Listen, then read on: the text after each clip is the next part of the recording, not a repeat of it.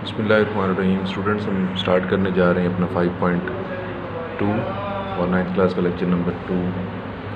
इसमें सबसे पहले ये देखेंगे कि हमने करना क्या है।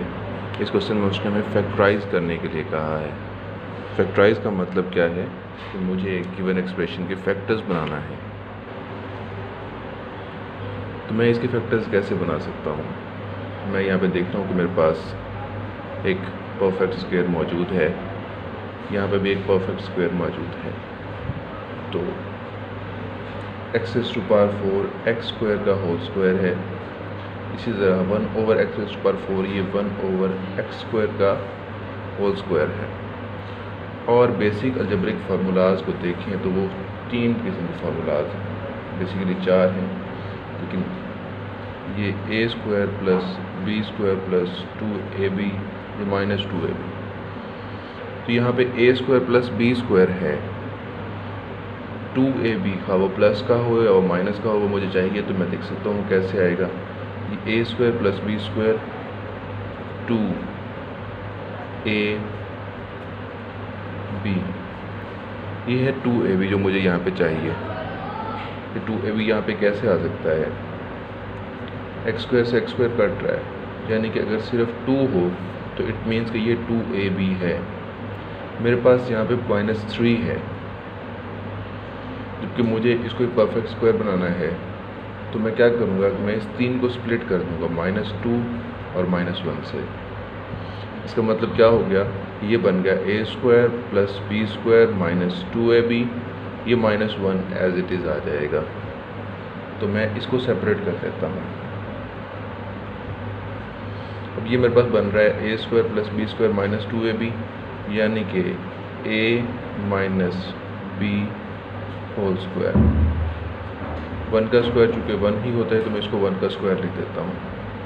तो जो ये मेरे पास 2 स्क्वायर आ गए, एक ये स्क्वायर माइनस एक ये स्क्वायर, मेरे पास ये फार्मूला बन रहा है लाइक a² - b² जो होता है a + b × a - b। तो मैं इसको लिख सकता हूँ a + b × a - b, क्योंकि ये पूरे का पूरा a था और ये b, तो a + b × a - b, ये मेरे पास आंसर आ गया। सेकेंड पार्ट में देखिए बच्चों, मेरे पास है 3x⁴ + 12y⁴। मैं सबसे पहले क्या देखूँगा कि इसमें से कुछ कॉमन तो नहीं आ रहा। इसमें कॉमन आ रहा है 3, तो मैं 3 कॉमन ले लेता हूँ, पीछे बच जाएगा x⁴ + 4y⁴। अब मैं इसमें देखूँ तो मेरे पास ये x² का होल स्क्वायर है प्लस ये 2y² का होल स्क्वायर है। फार्मूला बनाना चाहूँ तो फार्मूला बनाने के लिए मेरे पास a² भी है b² भी है। मुझे चाहिए 2a² b 2ab, ये मेरे पास आ गए। 2 × 2 = 4 x² y², यानी कि अगर मेरे पास 4x² y² आ जाए तो ये एक कंप्लीट स्क्वायर बन सकता है। तो मैं क्या करूँगा,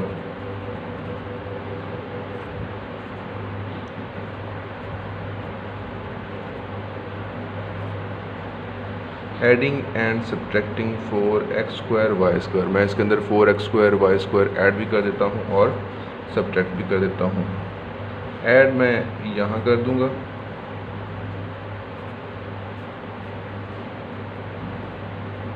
4x² y², और सब्ट्रैक्ट मैं अलग कर देता हूँ क्योंकि मैंने उसको एक कंप्लीट स्क्वायर बनाना था।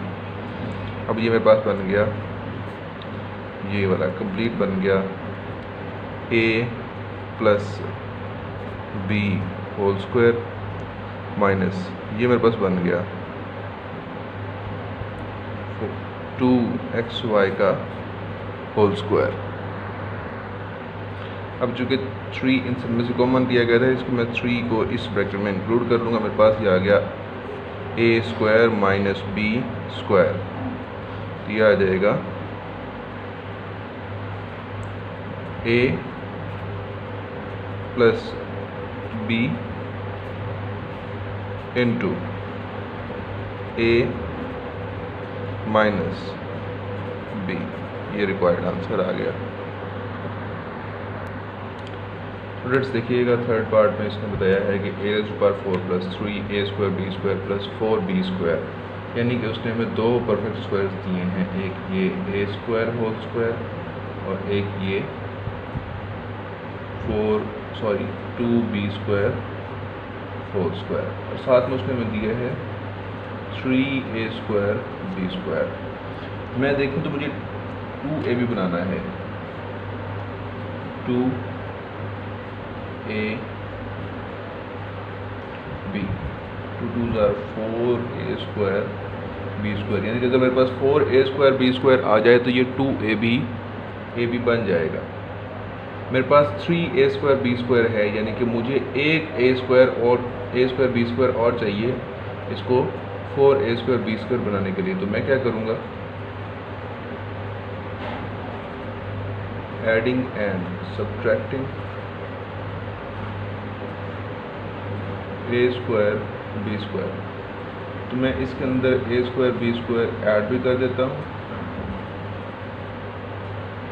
और सब्ट्रैक्ट भी कर देता हूँ। ऐड करूँगा तो हो जाएगा 4a square b square minus a square b square, जो सब्ट्रैक्ट हो गया, और जो ऐड हो गया वो इस 3a स्क्वायर b स्क्वायर के अंदर ऐड हो गया।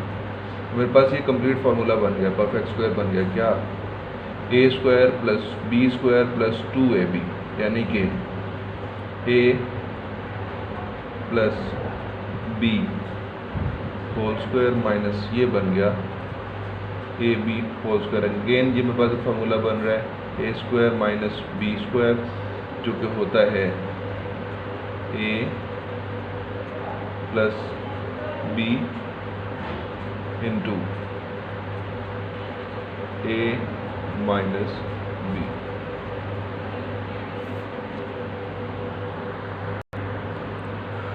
बाकी तीन पार्ट बच्चों इसी तरह के हैं, जो पहले तीन पार्ट हमने किए हैं उसी टाइप के हैं। बाकी जो तीन पार्ट्स इस पहले क्वेश्चन के गिवन हैं, तो आप लोग ये खुद सॉल्व कर लेंगे।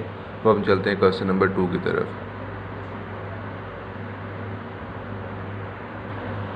ओके स्टूडेंट, क्वेश्चन नंबर 2 में फैक्टराइज करने का ही कहा गया है, लेकिन इसमें फैक्टराइज पिछले मेथड से डिफरेंट होगी, क्योंकि मैं इसमें देख रहा हूँ कि इसमें यहाँ पे एक परफेक्ट स्क्वायर है, बाकी दो स्क्वायर नहीं है।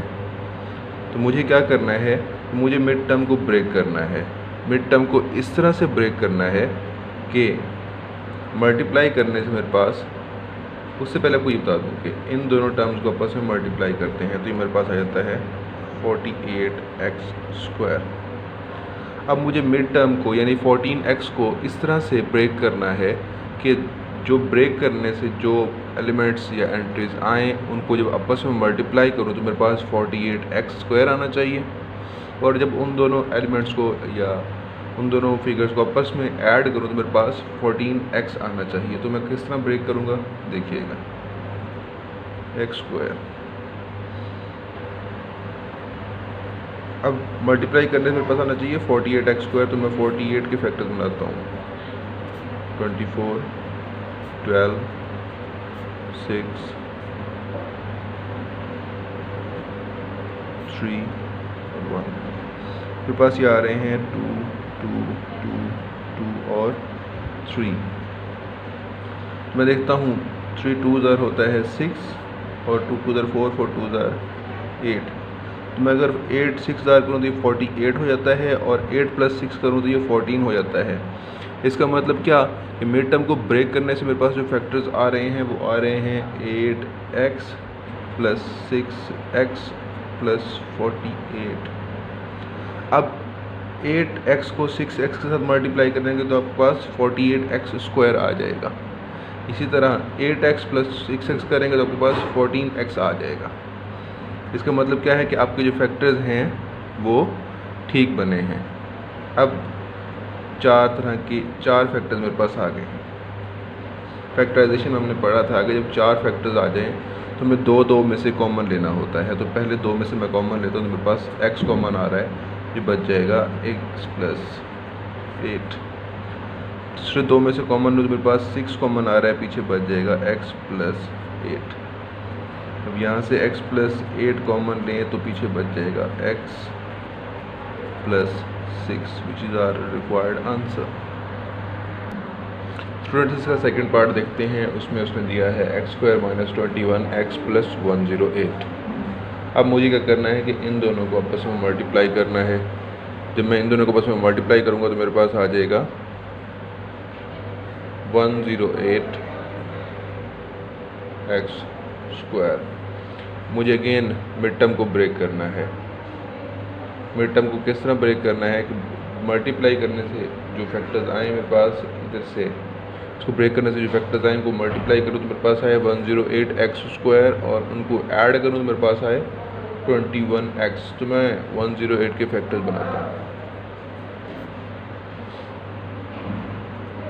2 54 2 27 3 9 3 3 and 3 1। मेरे पास फैक्टर्स क्या आएंगे देख लेते हैं। 2 multiply by 2 multiply by 3 multiply by 3 multiply by 3।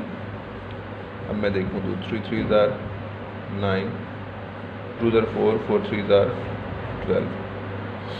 अब 12 और 9 को ऐड करें तो मेरे पास आता है 21 और इन दोनों को मल्टीप्लाई करें तो मेरे पास आता है 108। यानी कि मेरे फैक्टर्स बिल्कुल ठीक बने हैं। अब ऐड करने से मुझे चाहिए -21x।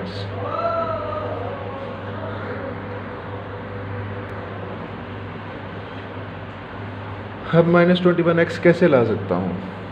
अगर मैं 12 भी माइनस का कर दूँ और 9 भी माइनस का कर दूँ, इन दोनों को मैं ऐड करूँगा तो मेरे पास आ जाएगा -21x और जब मैं इन दोनों को मल्टीप्लाई करूँगा तो मेरे पास आ जाएगा +108x²। इसका मतलब क्या हुआ कि मेरे पास फैक्टर्स आएंगे x² minus 12x minus 9x plus 108। अब बस 4 टर्म्स आ गई तो मैं पहली 2 में से और आखिरी 2 में से कॉमन ले सकता हूँ। पहली 2 में से मैं कॉमन मेरे पास आ रहा है x, पीछे बच गया x माइनस 12। पहले दूसरी 2 टर्म से पहले माइनस है तो माइनस कॉमन आ गया। दोनों में से 9 कॉमन आ रहा है, पीछे बच जाएगा x माइनस 12। अब 2 टर्म्स मेरे पास आ गई, इनमें से मेरे पास कॉमन आ रहा है x माइनस 12, बाकी बच जाएगा x minus 9 which is my required answer.